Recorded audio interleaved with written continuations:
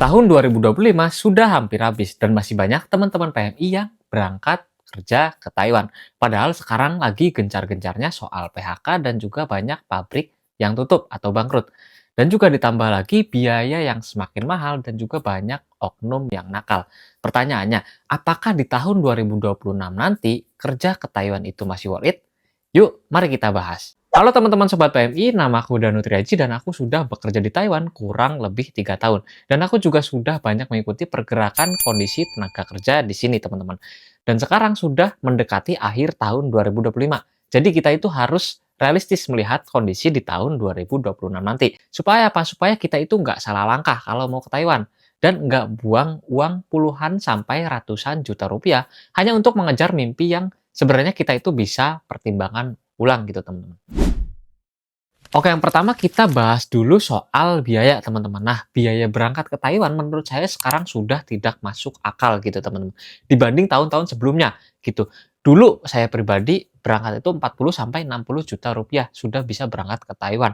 Nah, kalau sekarang 2025 sampai 2026 ini menuju 2026 itu banyak agensi atau PJTK itu yang memasang harga atau mematok harga gitu. Dari 70 sampai 90 juta rupiah. Bahkan ada yang tembus sampai 100 juta rupiah. Itu belum termasuk potongan juga ya teman-teman, gitu. Dan yang bikin TKI kaget itu contohnya seperti tadi, gitu.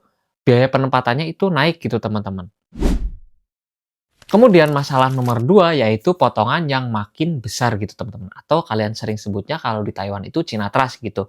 Nah, sekarang rata-rata potongan itu 7 sampai 12 bulan atau 1 tahun gitu teman-teman. Padahal dulu itu hanya maksimalnya itu 6 bulan lah, paling lama itu 6 bulan gitu teman-teman. Dan nominalnya juga terbilang cukup besar kalau sekarang. Kalau dulu kan saya masih ingat itu 6 ribuan lah, 6 ribu atau paling mentok ya 7 ribu. Kalau sekarang itu nominalnya bisa 8 sampai belasan ribu dolar Taiwan gitu teman-teman. Dan yang bikin sedih itu kadang jumlah potongan atau nominalnya itu tidak diinformasikan dari awal dengan jelas gitu teman-teman. Jadi ketika teman-teman sudah tiba di Taiwan itu mau protes pun kalian nggak bisa gitu karena pasti jawabannya ini aturan baru. Kalian ketika mau protes juga tetap nggak bisa gitu. Kalian nggak bisa apa-apa gitu teman-teman.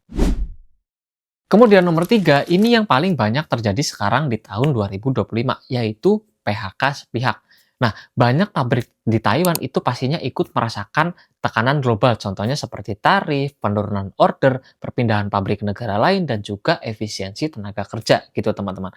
Kalau kalian nonton videoku yang sebelumnya yang membahas soal Taiwan sedang tidak baik-baik saja, mungkin kalian menemukan komentar-komentar yang nggak percaya gitu dengan apa yang saya sampaikan gitu. Tapi kalau sekarang kalian sering buka soal TKI di Taiwan, itu banyak yang pastinya terkena PHK sepihak gitu, berita PHK sepihak di Taiwan gitu teman-teman. Kemudian dampaknya apa? Nah, kalau teman-teman datang tanpa informasi yang jelas, itu teman-teman bisa dapat job yang kurang maksimal gitu atau tidak stabil dalam artian jam kerjanya contohnya gitu teman-teman. Dan bikin kalian itu rugi waktu dan juga uang gitu.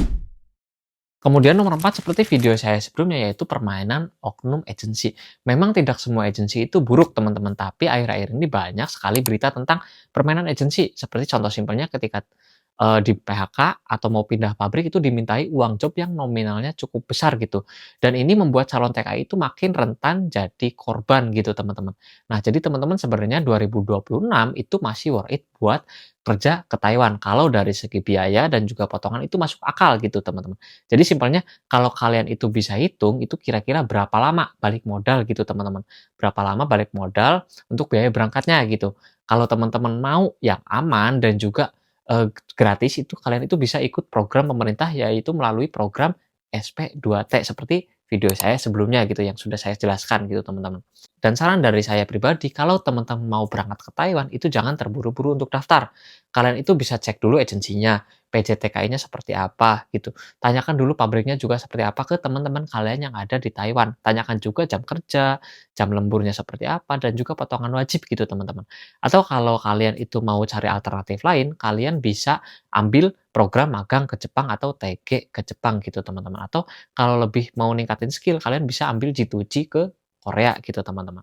Atau yang terakhir, kalau kalian mau berangkat ke Taiwan dengan program gratis, kalian bisa ikut program SP 2T gitu teman-teman. Nah, semoga video ini bisa menjawab keraguan kalian. Jangan lupa share ke teman-teman Sobat PMI yang lain, supaya teman-teman yang lain itu lebih aware dengan kondisi Taiwan sekarang gitu teman-teman. Sampai bertemu di next video, dan salam Sobat PMI.